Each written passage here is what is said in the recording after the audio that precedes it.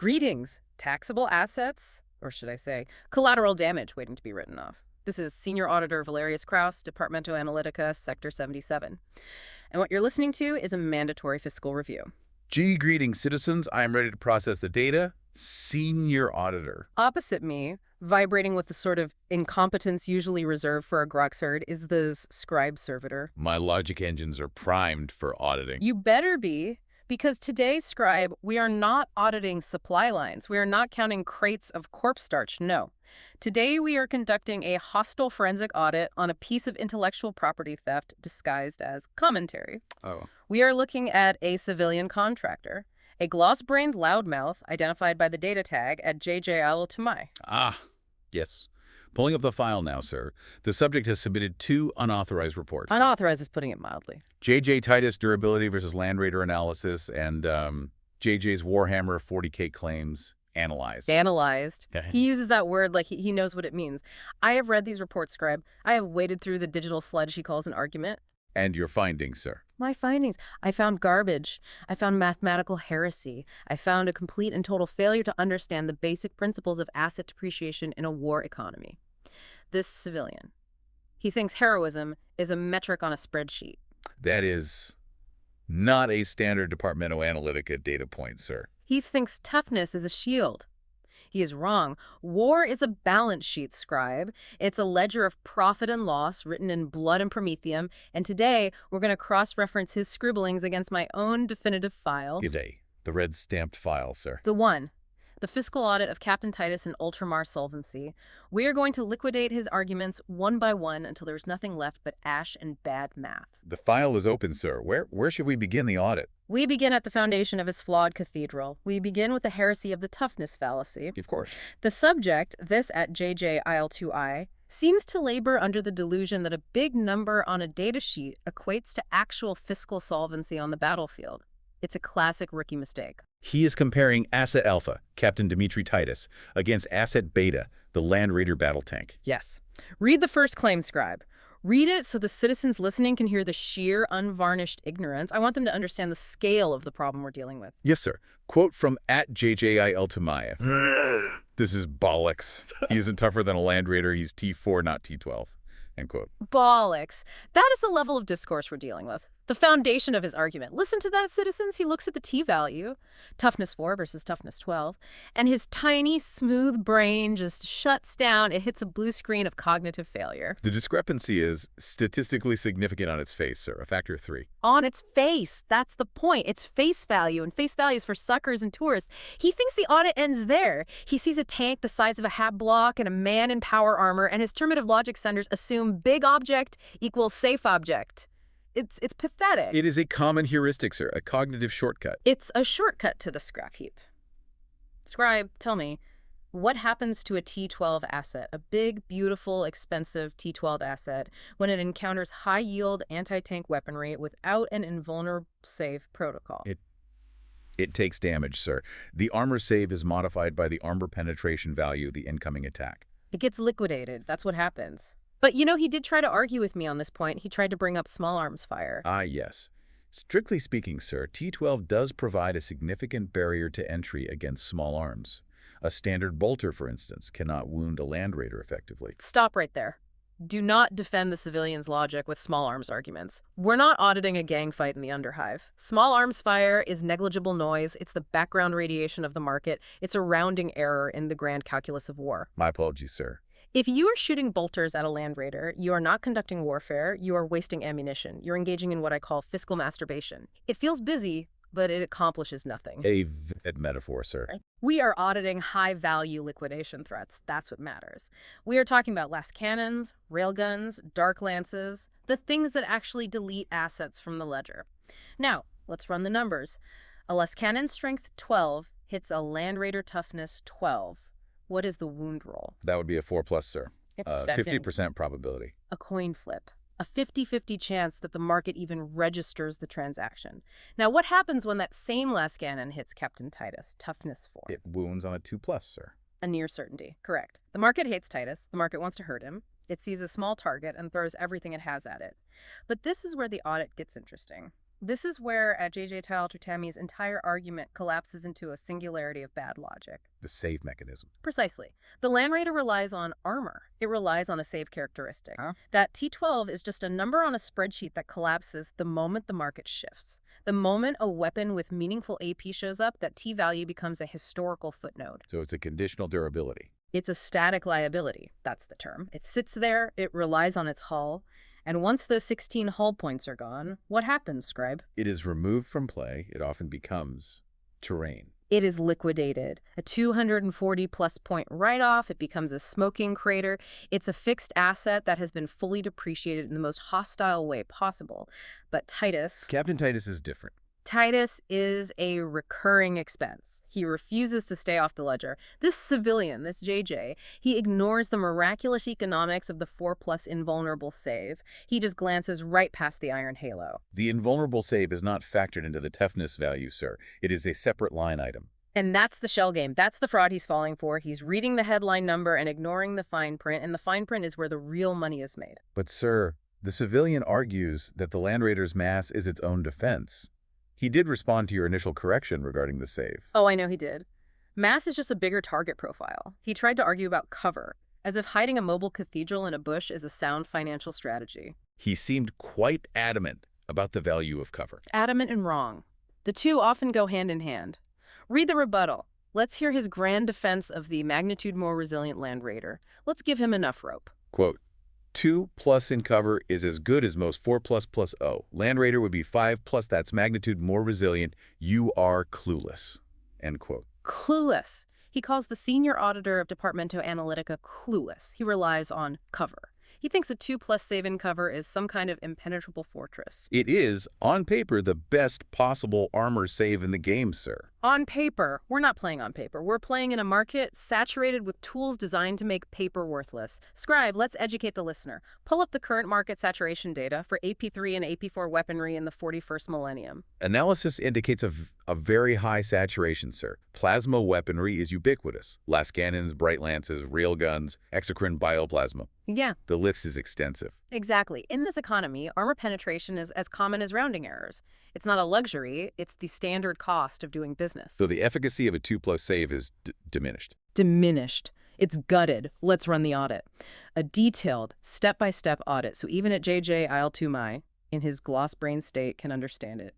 Scenario. A Las Cannon. The workhorse of asset liquidation. Strength 12. AP -3. It hits the Land Raider, which is cowering in cover like a coward. Proceeding with calculation, the Land Raider has a base save of 2+. Correct. The best money can buy. Now apply the market pressure. Apply the AP -3. 2 - 3, that pushes the save to a 5+. A 5+. Already looking a lot less impressive, isn't it? But wait, he's in his magic bush. Apply the benefit of cover. Cover improves the save by 1, so the 5+ becomes a 4+. A 4+ save. A coin flip. A 50% chance to prevent liquidation from the single most common anti-tank weapon in the galaxy. Now let's apply the same audit to Captain Titus. The last cannon hits him. Strength 12 wounds him easily. Yes, the market screams for his blood, but then... He uses the Iron Halo, a 4+ invulnerable save. A 4+, which is what, Scribe? Also a 50% chance to prevent liquidation, sir. So where is this magnitude more resilient claim coming from? They are statistically identical against the weapon that actually matter. It's a complete fabrication, a lie born of ignorance. The math does not support his assertion in this specific scenario. But wait, it gets worse for the tank. The market is not always kind. Sometimes it's downright hostile. What if the enemy isn't using a simple las cannon? What if they bring out the big guns? What if the enemy has AP -4? Then the Land Raider's 2+ save becomes a 6+. Even in cover, it would only improve to a 5+. A 5+. A 33% chance to survive. A 1 in 3 prayer. And Titus. What happens to his Iron Halo when faced with AP4? His invulnerable save ignores AP, sir. It remains at a 4+. He remains at 50%. The tougher tank, the T12 Fortress, is mathematically 17% more likely to be liquidated by high-tier anti-tank fire than the captain in his pajamas. This is insanity. That delta is significant. This JJ person is diagnosing the market with a lack of foresight. He assumes the enemy is poor. He assumes the enemy cannot afford AP4. That is gambling, not commanding. You do not build a portfolio assuming the market will be nice to you. You build it assuming the market wants to eat your face. He did have a counterpoint to that, sir. In the exchange, he mentions that AP4 weapons are rare. Oh, does he now? He says, quote, "It is rare some factions hardly get any. Land Raider still saves on a 5+ key." Rare. Rare. Is he deployed in a poverty-stricken backwater? Is he fighting Gretchen revolts in the Underhive with nerf herders? I do not have data on a specific operational theater, sir. In the current fiscal climate, AP4 is available to anyone with a credit rating. The Tau have it, the Eldari have it, the Leagues of Votan practically print it, the Tyranid heavy venom cannons or rupture cannons. The prevalence is higher than he suggests. If you are banking your entire 600-point strategy on the hope that your opponent left their big guns at home, you are already bankrupt. You have already lost. He seems very attached to the Land Raider's hull, sir. Perhaps it is a sentimental attachment to the machinery. It's a very iconic vehicle. It's sentimental attachment to a depreciating asset. He sees a big tank and thinks big means strong. I see a big tank and I see a fixed cap asset. 16 wounds. Once they are gone, they are gone. End of story. The asset is retired. Titus is a variable yield asset. He cooks the books. He finds loopholes. This seems like a good transition to the third point of contention, sir.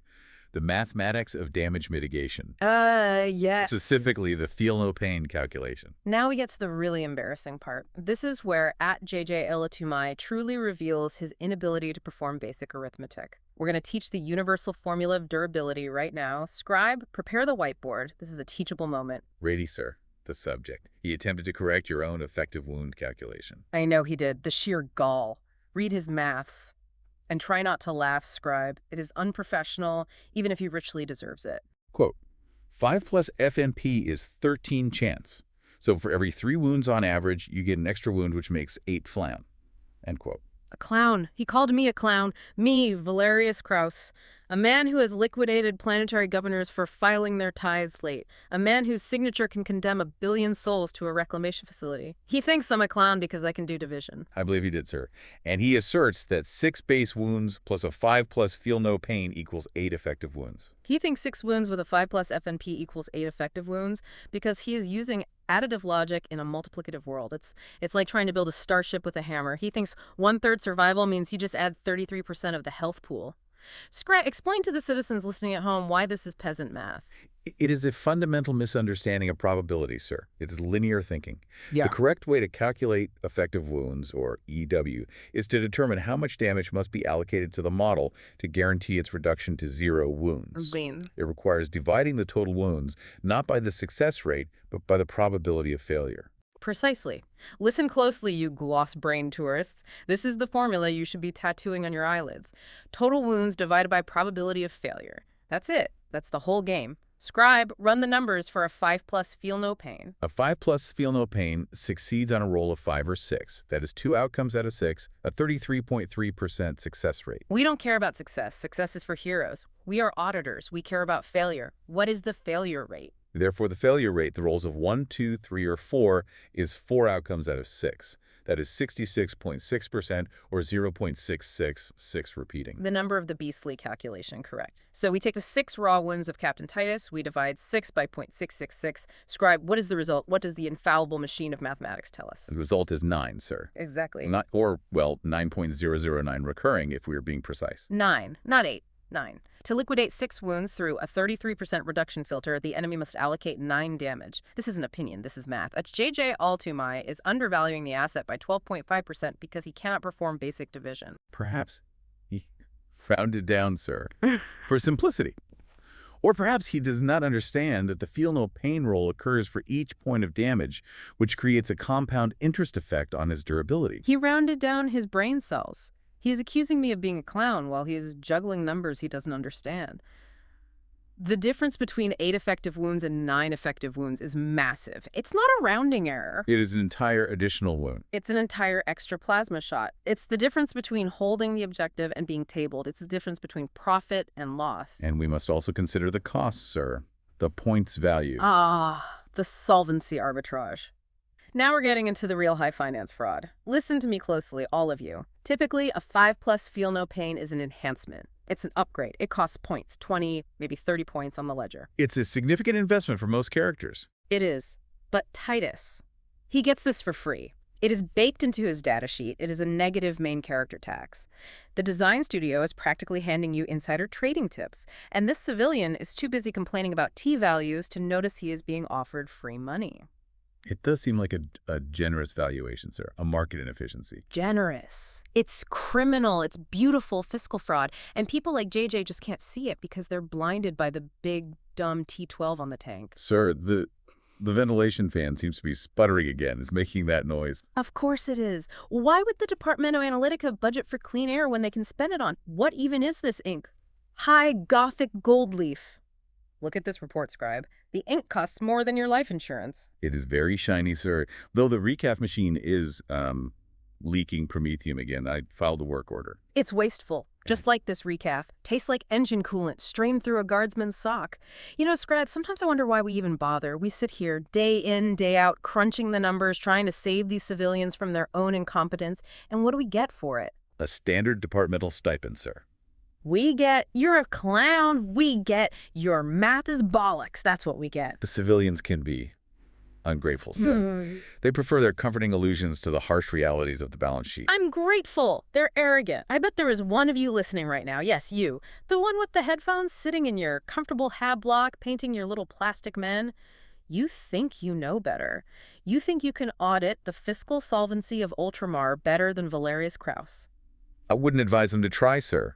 The paperwork alone usually causes brain hemorrhages in the uninitiated. Oh, I challenge them. Go ahead, citizen. Go to the comments section right now. Leave a comment correcting me. Tell me how my effective wound calculation is wrong. Tell me how fun is more important than efficiency. I will audit your spelling errors. I will liquidate your grammar. You think you can do my job? You wouldn't last 5 minutes in Sector 77 before you cried for a heavy bolter to end the paperwork. Sir, your blood pressure. The data slate is beginning to crack under your grip. We must proceed to the toxic assets section. Fine. Back to the audit. We are not done with at JJ Ultramar. Not by a long shot. We have established that Titus, on his own, is undercosted and mathematically superior to a tank in terms of effective wounds per point. But now we get to the real fraud. The synergy. The toxic asset dumping. You are referring to the unit he leads, sir.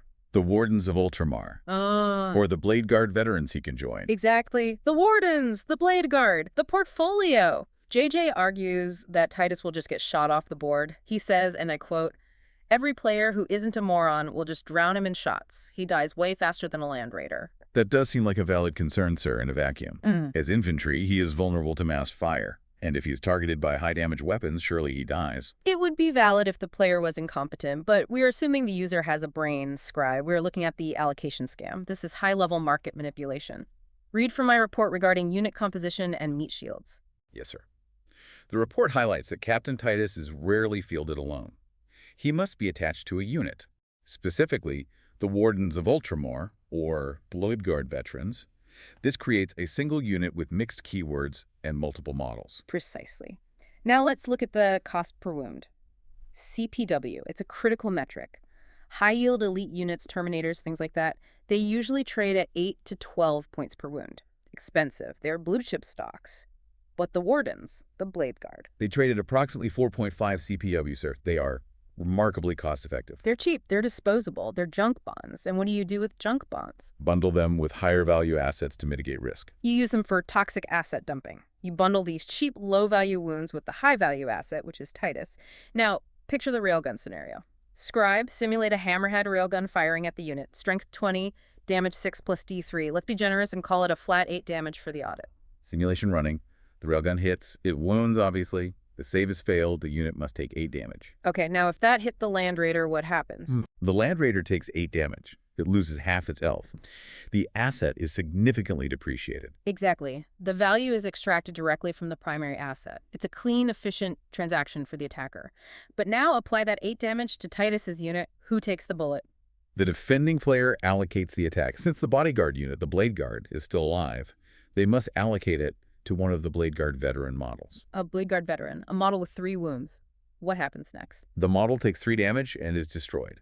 It is removed from play. And the remaining 5 damage, Scribe.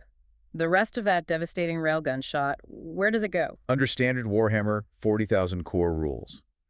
Excess damage from a single attack does not spill over to other models in the unit, unless the weapon has a specific rule like torrent or implies spillover, which a railgun does not. So the damage? It is lost, sir. Wasted. It vanishes into the ether. Gone. Poof.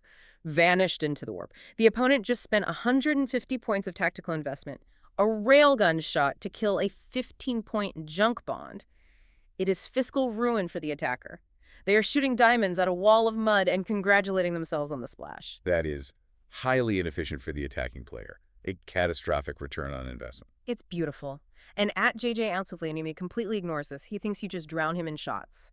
If you drown him in small shots, the 2+ armor save of the blade guard laughs at you.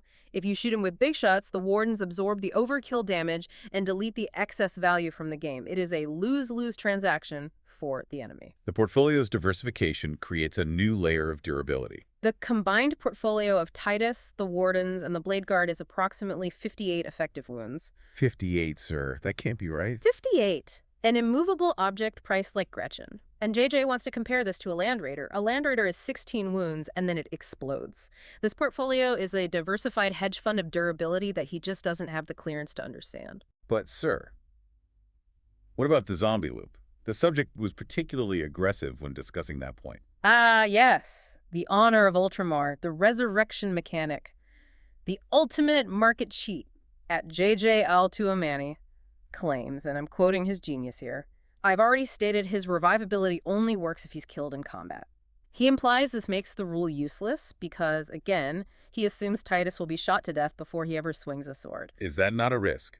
If the entire unit is wiped out by shooting, the ability does not trigger. It is user error. If your melee CEO is dying in the parking lot to shooting, you have failed basic deployment strategy. You have committed fiduciary malpractice. You don't walk him up the middle of the field like a tourist on his first trip to the big city. So, strategic positioning is key. You put him in a transport. You use strategic reserves. You use the terrain. If Titus dies to shooting, it is because you were bad at math, not because the asset is bad. But assuming he reaches combat, sir, how does the loop work? Is it truly infinite solvency, as your report suggests? It is a glitch in the financial matrix. And it is glorious. Listen carefully to the wording, scribe. This is where the fraud lies. Trigger condition. Titus is destroyed in the fight phase. Okay. You roll a d6 on a 2+. A 2+. That is an 83% reliability rate. He is not removed from play and can fight after the attacking model's unit has finished making its attacks. So he fights on death. With his standard profile. Yes. Anti-infantry 2+. He hits on 2s, wounds on 2s against most infantry chaff. Now here's the kicker, the second part of the rule. If any enemy models were destroyed by those attacks, this model is not removed from play. He just stays. He stands back up. If he kills one model, just one insignificant homagant, one guardsman, he stands back up. With how many wounds? He returns to the battlefield with D3 wounds remaining, let's say 2 on average. He is back on the ledger. He is solvent again. And if the enemy strikes him again, in the same phase, say there are more enemy units that have yet to activate. This is the loophole. This is the part that makes the Munitorum lawyers wake up in a cold sweat.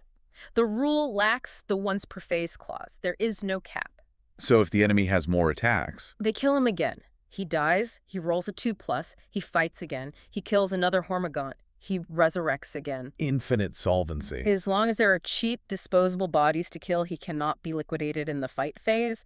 It is solvency arbitrage against horde armies, a negative death spiral for the opponent. And this JJ character thinks this is bollox. He thinks it's weak. It is a regulatory nightmare. It's exploitable, sir. I warn you, scribe, and I warn the listeners, the Munitorum will patch this. An FAQ is coming. This is a glitch, and the regulators hate glitches that benefit the consumer. But until then, you exploit it. You ride that zombie loop all the way to the bank. That does sound powerful, sir. However, to be thorough in our audit, we must address the issue of mobility. Fair. I don't care about fair, I care about accurate. And yes, you are right. We must address the frozen capital. The unit moves 6 inches on foot. It has no deep strike or other native redeployment abilities. It is slow, glacially slow. It is a liability. A 500-point unit waddling across the board is just begging to be kited, isolated, and ignored. This is where the delivery tax comes in. The delivery tax, I don't see that on the data sheet. It's an implied cost. To make the asset liquid, to get it where it needs to go to generate value, you must buy a transport. And not just any transport. The portfolio, with Titus and his bodyguard, is too fat for a repulsor. It needs a Land Raider. Specifically, A Land Raider Redeemer. That is 260 points, sir. This seems to support JJ's love for the Land Raider. He would argue this is proof of its necessity. Correct. It is a heavy tax. You are paying 260 points just to move your investment. And JJ would absolutely argue that this proves the Land Raider is better because you have to buy one anyway. Is he right, sir, in this instance? He is accidentally right about the purchase, but completely fundamentally wrong about the application. The Land Raider here is not the hero. It's the armored suitcase. You put the diamonds in the suitcase to get them past security. I see. But here's the trick. The part he misses.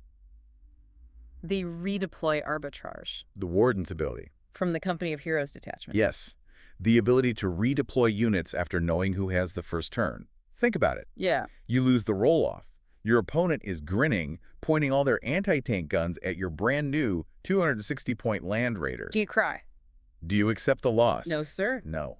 You use the Warden's ability to pick up that entire 600-plus point Death Star, the Land Raider, Titus, the Blade Guard, the whole 9 yards, and you put it into strategic reserves. You hide it. You completely negate the risk of a turn 1 liquidation. So the Land Raider is insurance, a disposable delivery vehicle. It is a fixed cap asset protecting a variable yield asset. You see the synergy. The Land Raider is the shell company protecting the real profit. JJ sees 2 separate units. I see a diversified portfolio with a built-in escape clause. He's playing checkers. We're auditing interstellar fraud. We have covered durability and mobility. What about offensive output? At JJ Gile Tumei calls the damage penny stock violence, or wait, that was your term, sir, from your report. It was my term. JJ didn't even analyze the damage properly. He just looked at strength 5 and scoffed. Let's look at the weapon stats. Scribe. The relic blade is strength 5, AP -1, damage 2. Strength 5. Against a vehicle. Against his beloved T12 Land Raider. That's not a weapon. That's a rounding error. If you send Titus to fight a Land Raider, you deserve to be audited. You are wounding on 6s. You're doing nothing. You're wasting time, and time is money. So in that specific matchup, he is weak. No, he is penny stock violence. It's not about the quality of the individual hit, it's about the volume. 8 attacks. Sustained hits 1 from the Oath of Moment. And crucially, anti-infantry 2+. So he shreds infantry. He liquidates them. He is a lawnmower for bad debt. You print him at orcs, at Tyranids, at other Space Marines. He turns entire squads into red paste on the ledger. But the real value, the synergistic profit, is the buff he gives. The sustained hits 1 aura he provides to the Blade Guard veterans he leads. Yes, that's the real dividend. He increases the yield of the whole unit by 16.6%. He's not just a killer, he's a force multiplier. But what about high toughness targets? Monsters, vehicles. You stay away from them. That's not his market. And this brings me to the greatest threat. The one scenario where the asset completely tanks, the market crash scenario, the Cetan shard. The Necron entity, sir. Yes. The Transcendent Cetan, specifically, its defensive profile reads, halves all incoming damage, and, more importantly, ignores all invulnerable saves. Oh my, that negates his primary defensive tools. It liquidates them. If you deploy Titus into a Cetan, it is fiscal suicide. His damage is half to 1. His 4+ invulnerable save becomes non-existent. His 5+ feel no pain is all he has left. He will be liquidated in a single phase, and he will not pass go. So he does have a counter. JJ's right that Titus isn't invincible, but he fails to understand why. He isn't weak because he's T4. He's weak because he relies on market manipulation invulns and FNP, and the Cetan ignores the market. It's the ultimate regulatory body. Avoid the Cetan. Noted in the file. Avoid it like a tax audit. Sir, we are nearing the end of the allotted time for this review. We have covered the Toughness Fallacy, the Leskanen Audit, the math of effective wounds, the allocation scam, the zombie loop, and the delivery tax. And what is the final verdict on the arguments of at JJLLs to me at me? The subject appears to have relied on superficial metrics and perhaps an emotional attachment to tank hulls. He has failed to account for the complex interaction of special rules, synergistic buffs, and fundamental probability. A polite way of saying he is gloss-brained. He looks at war and sees cool tanks. Right. I look at war and I see return on investment. He sees heroism. I see a volatile stock that happens to be trending up. The audit is conclusive, sir. You know, Scribes, sometimes I look at the data slates, at the endless lists of the dead, the assets expended, the material lost, and I realize that Titus isn't a hero. Not really. He's just a statistical anomaly, a glitch in the system, a number that refuses to round down to 0. The civilians, people like JJ, they want to believe in the armor. They want to believe that a Land Raider is safe because it is thick, because it is T12. But nothing is safe. Not really. Entropy consumes all assets eventually, sir. It is the first law of thermodynamics. Precisely. The Land Raider is just rust waiting to happen. Titus is just a corpse that hasn't gotten the memo yet. But in that brief window between the deployment zone and the grave, he generates value. He manipulates the ledger, he breaks the rules, and in this bankrupt galaxy, that is all we can ask for. Sobering thought, sir. Value in death. Value instead of death. That's the key. We do not audit for fun, Scribe. We audit because in the grim darkness of the far future, the only thing that matters is the return on investment. If you spend the points, you better get the kills. End of story. It is the only thought that keeps the lights on. All right, that's enough philosophy. The shift is over. Shall I file the report under mathematical heresy, civilian grade? File it, burn it, I don't care. But for you, the listener, the civilian sitting in the dark, if you learn something today, if you understand now why a 4+ invulnerable is worth more than a foot of plasteel, then do your duty. For the love of the Empire, tap that like and hit subscribe. It is the only currency that matters in the algorithmic wastes of the news sphere. Please subscribe. He gets very, very angry when the viewership metrics go down. Silence Scribe, dismissed. Pay your tithes, citizens.